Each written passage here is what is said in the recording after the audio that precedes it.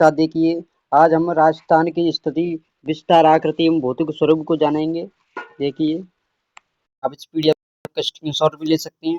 देखिए, राजस्थान की स्थिति, विस्तार और भौतिक आकृति एवं भौतिक स्वरूप का आज हम जानेंगे। देखिए, देश के उत्तर पश्चिमी भाग में स्थित राजस्थान क्षेत्रफल की दृष्टि से देश का सबसे बड़ा राज्य है।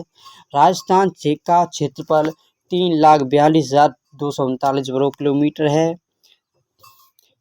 देखिए, 1,32,140 वर्ग मील है, जो भारत के कुल क्षेत्रफल का ये 10.41% है। जनसंख्या की दृष्टि से राजस्थान देश का सातवां सबसे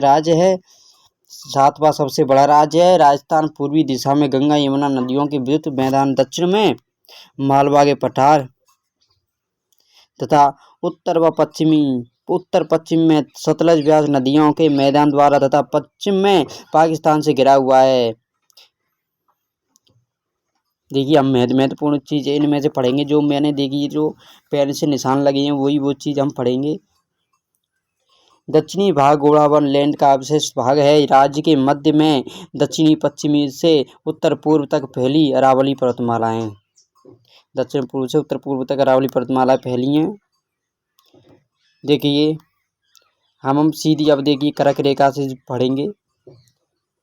कर्क रेखा राज्य में डूंगरपुर जिले के दक्षिणी भाग में गलियाकोट के पास से 26 किलोमीटर लंबाई में होती हुई बांसवाड़ा जिले के लगभग मध्य से गुजरती है। बांसवाड़ा शहर कर्क रेखा से राज्य का सर्वाधिक नजदीक स्थित शहर है। कर्क रेखा के उत्तर में होने के कारण जलवायु का दृष्टि से राज्य का अधिकांश भाग उपोष्ण या शीतोष्ण कटिबंध में स्थित है। बांसवाड़ा जिले का अधिकांश भाग उष्ण कटिबंध में है। विस्तार उत्तर से दक्षिण तक राज्य की लंबाई 826 किलोमीटर व विस्तार उत्तर में कोणार्क गांव गंगानगर में 30.12, उत्तर अक्षांश पर से दक्षिण में बोरकुंड गांव कुशनगढ़ बांसवाड़ा में 23.76 अक्षांश पर तक है। देखिए, हम सीधी देखिए यहाँ पर पढ़ेंगे आकृति पर आकर। आकृति, राजस्थान की आकृति कैसी है? विषम कोणीय चतुर्भुज के समान, पतंग के समान चतुर्कोणीय हैंडल ब्रिटिश के अनुसार। धौलपुर के सिलावट गांव के पास जगमोहनपुरा राज्य का सुदूरतम पूर्वी बिंदु है तथा कटरा गांव तहसील सम जैसलमेर सुदूरतम पश्चिमी बिंदु। राज्य में सूर्योदय एवं सूर्यास्त दोनों ही सबसे पहले सिलावट गांव धौलपुर के पास जगमोहनपुरा की डांडी में तथा सबसे बाद में कटरा गांव जैसलमेर में दिखाई देते हैं। देखिए, सूर्योदय सबसे पहले धौलपुर के एक गांव सिलावट गांव में और सबसे बाद में कटरा गांव जैसलमेर में दिखाई देते हैं।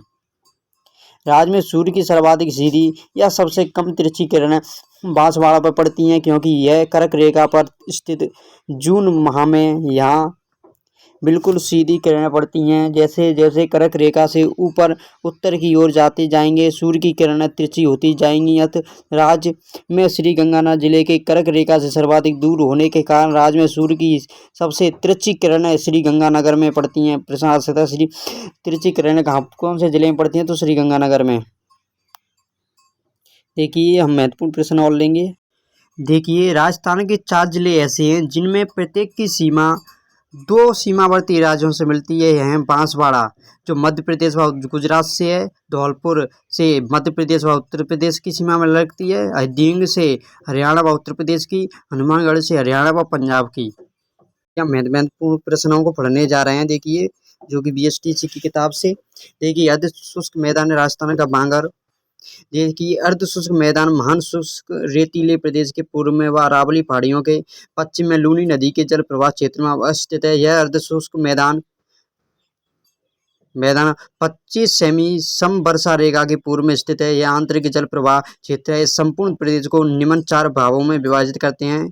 अर्ध शुष्क मैदान या राजस्थान का बांगड़, इसे हम 4 विभागों अर्ध शुष्क मैदान को क्या करते हैं, 4 भागों में विभाजित करते हैं। गग्गर का मैदान अर्धशुष्क प्रदेश के उत्तरी भाग में स्थित इस मैदानी भाग का निर्माण मुख्यतः गग्गर, वैदिक, संस्कृति, सतलज एवं चौतांग नदियों की जलोढ़ मिट्टी से हुआ है। यह मुख्यतः हनुमानगढ़, गंगानगर एवं अनूपगढ़ जिलों में विस्तृत है। इस क्षेत्र में वर्तमान में गग्गर नदी प्रभावित होती है, जो मृत नदी के नाम से जानी जाती है। यह नदी भटनेर के पास रेगिस्तान में लगभग विलुप्त हो जाती है।